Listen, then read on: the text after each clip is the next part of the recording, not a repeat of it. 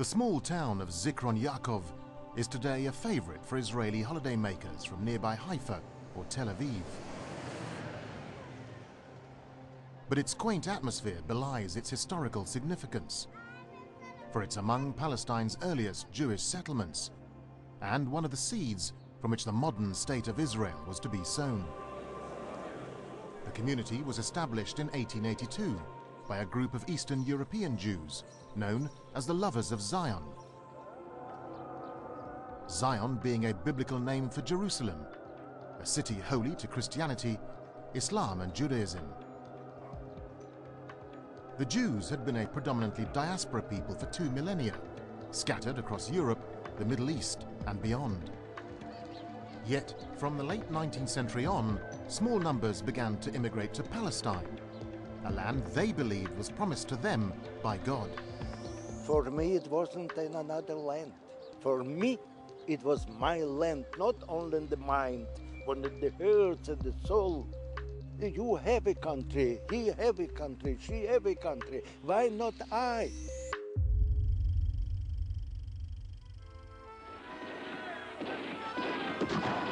In the 1880s, waves of anti-Semitic riots or pogroms in the Russian Empire persuaded many Jews that they must take their destiny into their own hands.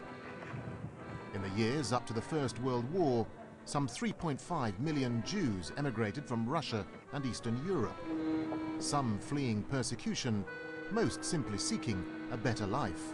The overwhelming majority selected the United States or Western Europe as their destination. But a tiny minority chose an altogether different land, Palestine. Then, not a distinct country, but a province of the vast Ottoman Empire.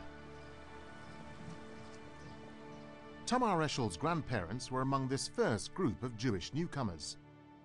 My great-parents came from Russia in the summer of 1882. They were adamant to come to this country and to create a modern Jewish society. A small community of Jews, numbering around 25,000, were already present in Palestine at this time. For centuries, they had lived alongside the majority Arab population peacefully, under the religiously tolerant Ottoman regime. But the sophisticated European newcomers, soon to be known as Zionists, had little in common with the indigenous people of Palestine, not least their fellow Jews. The difference of the group with the Jews who were in Palestine in those days was tremendous. Usually the people who lived here were Orthodox, were interested in studying the Torah, the holy books, and many of them just came to die here, not necessarily to live. The Zionists regarded the Orthodox and the religious as fatalists, as passive, as doing God's will, but not trying to improve their lot. Whereas Zionism wanted to improve the lot of the Jews by removing them from the lands of their oppression and reconstructing the Jew as well as a Jewish society.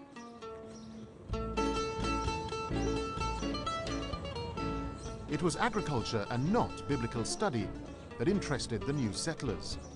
Wishing to be self-sufficient and believing in the moral value of manual labor, most chose not the holy city of Jerusalem, but the hills and valleys of Palestine as their dwelling. Schools such as this near Tel Aviv were established to train those who'd previously been urban dwellers to farm successfully in a land with an unfamiliar climate and terrain. They wanted to be farmers. They didn't know much about farming, I must say, and some of the things they did not succeed. Whilst this small number of Jewish immigrants busied themselves with agricultural experimentation, back in Europe, others had ambitions for the Jewish people that extended far beyond mere farming. Hungarian-born Theodor Herzl is the founder of political Zionism. This museum in Jerusalem is a testament to the importance he holds for the state of Israel. From his desk in Vienna, Herzl came to the conclusion that Jews would always suffer anti-Semitism so long as they remained a diaspora people, that is to say, minorities in states ruled by others. The solution he put forward in 1896 in a radical book entitled The Jewish State was for the Jews to have their own territory, a territory in which they would no longer be the minority and could run their own affairs. That same year, Herzl sought to make his idea reality, seeking land for a Jewish entity. His first stop was Istanbul. At the beginning, Herzl tried to get some kind of charter from the Ottoman Empire, which was the sovereign in Palestine at that time. He did not demand independence. He just demanded the right of settlement and some kind of autonomy. The Ottomans did not like the idea. Herzl was willing to consider a number of destinations for a Jewish entity, but the delegates he assembled at the first Zionist conference held in Basel in 1897 thought that Palestine was the most appropriate location. What triggered the Zionist upsurge was the surge in anti-Semitic attacks, legislation, pogroms, and so on. But I think also among Jews for the previous 2,000 years, before the 1880s, there had been a sort of a religious longing to return, a religious historical longing to return to the land of the origins of Judaism and to re-establish some form of self-determination. When Herzl died in 1904, his bold plan was unfulfilled.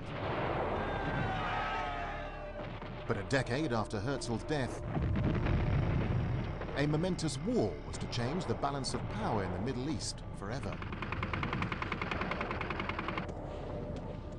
On December the 9th, 1917, the Turks surrendered Jerusalem to the British. 2 days later, British General Edmund Allenby and his troops entered the city in triumph. But the victory did not come as a surprise to London. A few weeks earlier, and in one of the most infamous documents in the history of diplomacy, British Foreign Secretary Arthur Balfour had written to the leader of British Jews, Lord Rothschild. His Majesty's government view with favour the establishment in Palestine of a national home for the Jewish people, and will use their best endeavours to facilitate the achievement of this object. The interesting thing about it is not that it was given, but the fact that the British implemented it. You know, at that time, the British undertook 3 promises. Arabia to the Arabs, Judea to the Jews, and Armenia to the Armenians. Of the 3 promises, only one was realized. And the question is why?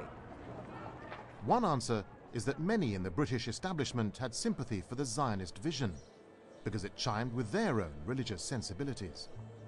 It goes without saying that the vision of the Jewish return to Palestine was part of the Protestant ethics, and it was not as if something new was presented to them. There are also, and there probably were also, reasons, imperial reasons, for the support of the British government for Zionist colonization. For instance, guarding the Suez Canal from the east against possible aggressors. I think they were also aware of, or at least they believed, that the Jews had considerable power in New York, Washington, economic and translated into political power. So they hoped to garner some political gains from supporting Zionism. After the First World War, the victorious Allies set about dividing the Ottoman Empire among themselves, establishing new states in what had been provinces without fixed borders. France was to administer Lebanon and Syria. Iraq, Transjordan and Palestine would be governed by the British. The consequences would be profound, opening a new chapter not only for the world's Jews, but for all the people of the Middle East.